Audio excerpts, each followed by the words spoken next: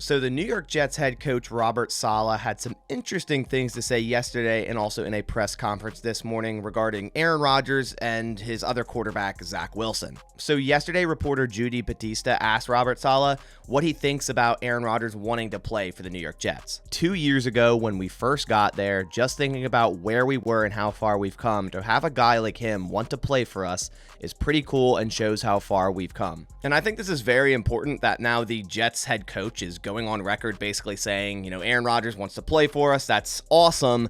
And this Jets organization has came so far since he first got here, pretty much saying, they haven't had a great quarterback in the building or a team that's been able to win more than 8 games. And then getting Aaron Rodgers in the building when that does happen can likely push them past that point, and the Jets are finally starting to, have a really good roster on their hand, which I still think all of this is pretty wild considering Aaron Rodgers is still under contract with the Green Bay Packers. There has not been an official trade yet with the New York Jets. So it's pretty wild to see like a head coach of another team basically saying, okay, yeah, Aaron Rodgers wants to play here. It's going to be awesome. But it hasn't actually happened yet. And that's why it always confuses me when I hear people say the Packers have zero leverage or the Jets have all the leverage when they're talking about Aaron Rodgers being on their team before he even is. And to double down on that, this morning, Robert Saleh had another press conference, and he actually stated that Zach Wilson will be their number 2 quarterback. And as of right now, the only other quarterback on the Jets roster is Chris Streveler, who is definitely not going to be their number 1 quarterback. Mike White signed with the Miami Dolphins, so you couldn't even argue, okay, maybe they're going that route. So he already is basically saying, okay, Zach Wilson, he's going to be on the roster. He's going to be our number 2 quarterback. So that is saying one thing, that Aaron Rodgers is going to be on their football team, and he's going to be the number 1 quarterback. And that's why, like I said, it's wild to me that some people think that the Packers have zero leverage here because he's not even on their football team yet, and they're already touting him as their number 1 quarterback. So right now, the Packers could raise their price and be like, look, man, we want what we want, pay it, or you're not going to get Aaron Rodgers. I mean, that's not the route the Packers want to go because themselves can't get stuck with Aaron Rodgers, and I understand that's why the Jets do have some leverage, but it's still pretty crazy to see the head coach of the New York Jets come out and be like, okay, our previous quarterback who we spent, a first-round draft selection on, he's our number 2 quarterback. Our number 1 is a guy who's not under contract with us yet. Then Saleh was asked about the Jets and the Packers working out a deal with Aaron Rodgers, and he had this to say, quote, "I'm sure eventually they'll figure something out," end quote. So again, just Saleh putting all his eggs in the basket, basically saying, it's going to get done, right? Aaron Rodgers is going to be the quarterback of my football team. It hasn't yet happened yet, but he's sure it eventually will happen. I'm sure general manager Joe Douglas and owner Woody Johnson are kind of shaking their head after this press conference, kind of like the Packers probably did after Mark Murphy went on record and basically said all those things about Aaron Rodgers, where it's like, man, you don't got to come out and say these things when it hasn't happened yet, right? Like, there's no doubt in my mind either that the Jets are going to have Aaron Rodgers at quarterback come this season, and this trade is going to happen soon. And all of this here kind of tells me it will happen very, very soon, and I think the sides are coming closer and closer to an actual agreement. But like I said, I still think it's really wild that you have a guy, it's not just like a coordinator or a player like Garrett Wilson or Alan Lazard saying it, which we'll get into something Alan Lazard said here in a second. It's the head coach of your football team basically saying, our old quarterback, he's not starting anymore. Our starter is going to be Aaron Rodgers, and he's not under contract yet. The trade hasn't happened yet, but it'll happen eventually. I'm sure it will happen is what he's saying. I think that's pretty wild, and that's why I think the Packers have more leverage in this situation. And like I said, speaking of Alan Lazard, he went on TMZ Sports yesterday to talk a little bit about why he signed with the New York Jets and why the main reason was Aaron Rodgers. Alan Lazard tells TMZ Sports Aaron Rodgers was, quote, "a big reason," end quote, he's now a Jet, adding that he has zero concerns that a New York trade for the quarterback could fall through. But there's another person in the organization, Alan Lazard, saying, hey, this is the reason I signed with the New York Jets, is for Aaron Rodgers, and he's not even on the team yet.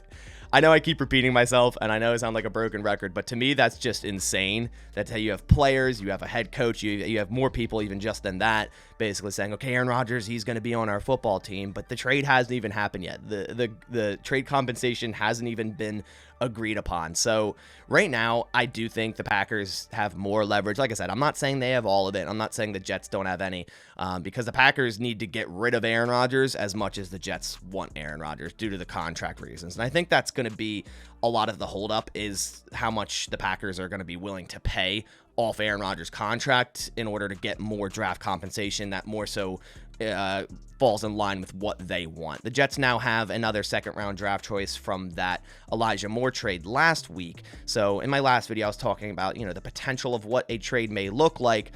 And I don't think it's going to be pick 13 at this point. I feel like that ship has sailed. Obviously, we all had wishful thinking, and it's like if it's not a first-round draft choice, you hang up the phone. But I think as you become more realistic to the situation, I do believe, it's going to be maybe a second-rounder. I'm hoping it would be 2 second-rounders. The 2 second-rounders the Jets have.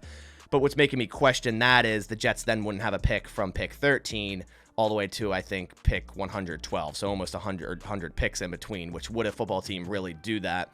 I'm sure with their first round, they want to keep that because they want to draft a tackle like Paris Johnson to be able to protect their new quarterback in Aaron Rodgers. So, if the Packers want a lot of draft capital, which it seems they do, I would be happy with both second round draft selections, swapping 13 and 15, and then a conditional pick next year. And I don't think it necessarily has to include a player. I know a lot of people like Jermaine Johnson, and I would love for him to be included. So if that's the case and it can only get one of those second rounders and maybe Jermaine Johnson is included instead of the second one as well, I think I'm okay with that because the Packers have that needed edge and they'd probably use, if not one of the first rounder they have, or one of the 3 second rounders if they were to get 2 from the Jets on an edge player anyways, which Jermaine Johnson shows a lot of promise. And, there's other guys in this draft like Will McDonald, Felix Anudike-Uzomah, who are guys I really do like. But if you can get a guy like Jermaine Johnson in this trade already, a first round edge player on your team instead of that second round draft choice, if the Jets are unwilling to give it up, I think that's kind of the next best thing. But the draft is pretty much 1 month away. So in theory, this could still take another month. I don't think it will. I think it'll be very, very soon. And then we'll see what the draft compensation is. I believe the Packers are setting themselves up to have a pre-June 1st designation trade with Aaron Rodgers. The way they're orchestrating their money right now, creating as much space but not really spending much, still backloading, kind of giving themselves a lot of room this year, is very telling that they're going to do the pre-June 1st and take all of that $40 million cap hit from Aaron Rodgers this year and just get rid of the contract for future years. But yeah, still pretty crazy to see the head coach of the New York Jets basically saying Zach Wilson's our number 2 quarterback, Aaron Rodgers is going to be our number 1. Trade hasn't happened yet, but I'm sure it will. That's wild to me that head coach came out and said that, and I do believe a trade will happen very, very soon just because of that. It's just everyone's talking about it. I think it's done very, very soon. But that about does it for this video. Hope you guys enjoyed. If you did, please leave a like down below. And if you are new here and want more Packers news, analysis, and updates every single day, everything Packers here right on this channel, go down, click the subscribe button. But I'll catch you on the next one. Thanks for watching, and as always, go Pack Go.